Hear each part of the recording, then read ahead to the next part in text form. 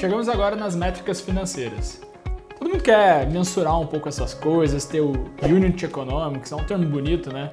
Mas para dizer o quê? Para dizer que nossa startup está pronta para escalar. Como diria Peter Drucker, se você não pode medir, você não pode gerenciar.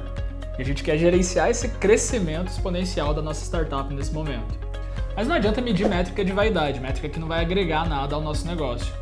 E a gente sabe que as startups têm muito disso, ainda mais agora com as redes sociais. Métricas como likes, followers, seguidores, né, em rede social, comentários que as pessoas deixam para nossa solução, tamanho de lista de e-mails, se o nosso lead, que ainda não é um cliente, né, a gente tem muitos contatos ou não, acesso a tráfego no site. As pessoas podem estar entrando de curioso, porque a campanha foi boa, mas se isso não virou cliente ainda, não faz sentido a gente ficar tão preocupado com essas métricas. Isso aí são métricas de vaidade.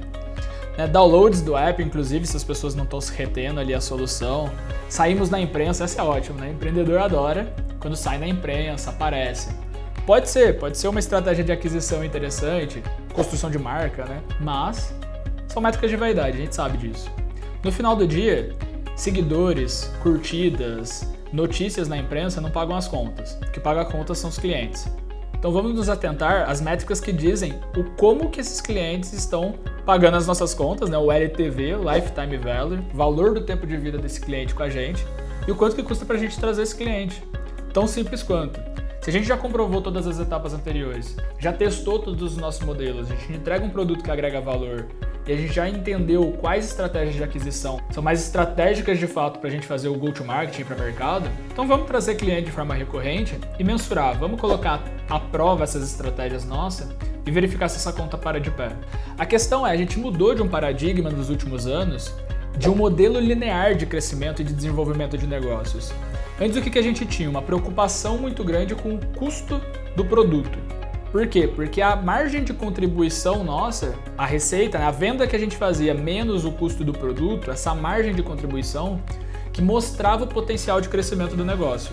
Quanto maior a margem que um produto tem, maior o potencial que a cada nova venda, novos produtos me dão mais margem para cobrir o meu custo fixo, né, o custo de operação do dia a dia. Esse é o crescimento linear do negócio. Por quê? Porque a cada nova venda eu tenho um novo custo de produto. Sempre que eu vendo um produto físico, esse produto me traz uma receita e me custou produzir esse produto um valor proporcional. Esse é o jogo que as pessoas estavam acostumadas a jogar até recentemente, né? O jogo de crescimento linear.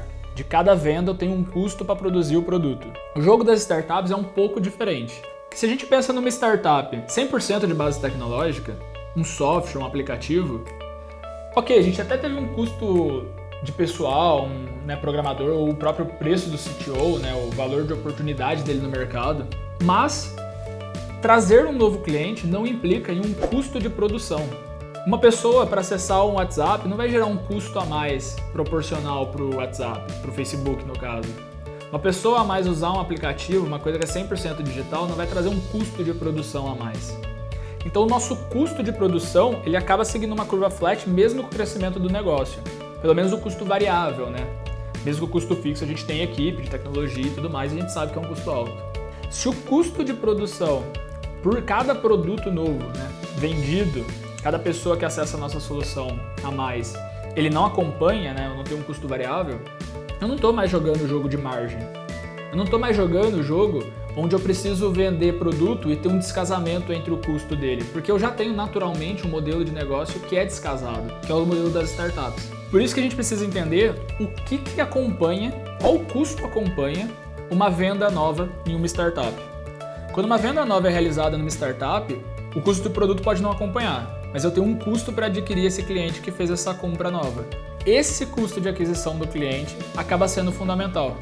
Porque se esse custo para adquirir o cliente for maior do que o quanto de lucro o cliente deixa na minha solução, não faz sentido eu escalar o meu negócio, porque ele não vai ser escalável, na verdade ele vai ser exponencialmente negativo.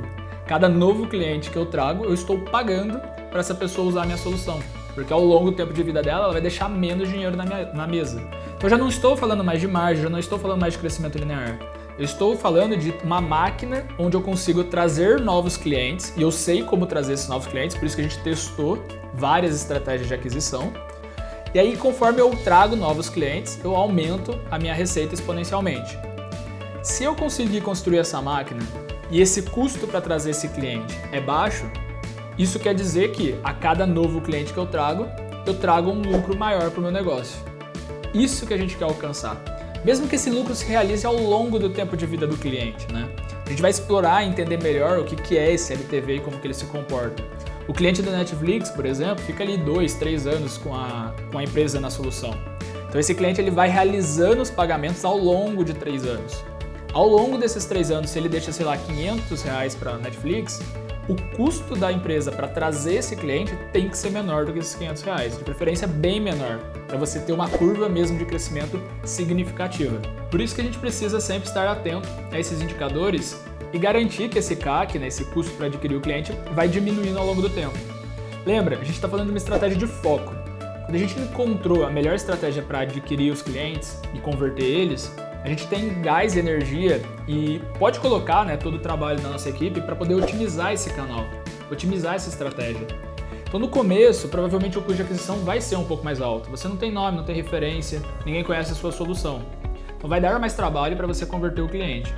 Mas você precisa mostrar que ao longo do tempo você vai baixando esse custo de aquisição. É a mesma coisa com o seu lifetime value, né? O quanto que você extrai do seu cliente, né? Mesmo que a gente já tenha testado, tenha encontrado um modelo de negócio que faz sentido, que extrai valor, você normalmente no começo tem poucas funcionalidades, até porque a gente está fazendo uma estratégia de foco. Você não vai agregar o máximo de valor que poderia agregar, ou que a gente espera que você agregue daqui a 5 anos. Mas você vai estar agregando um valor muito significativo, aquele que mais dói para o cliente. Provavelmente o seu LTV não vai ser extremamente alto, você não vai ter muitas proxies, muitas confirmações para mostrar que esse cliente vai estar com você durante um longo período de tempo. Mas é importante que ao longo dos meses você consegue mostrar que essa métrica vai se ampliando e você vai tendo uma LTV cada vez maior.